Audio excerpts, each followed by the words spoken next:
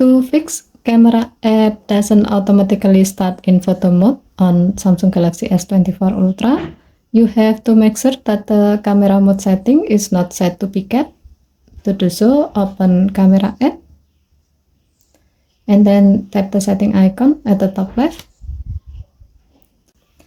Under general section, tap setting to keep and then tap the blue on off switch next to camera mode until the switch turns gray to turn it off. To see how it works, tap the back key twice. Change the camera mode to other mode. As the example, we will change it to night mode. Close the camera and then reopen the camera. As you can see, now the camera app is started automatically in photo mode. Okay, thank you for watching. Please help to like and subscribe.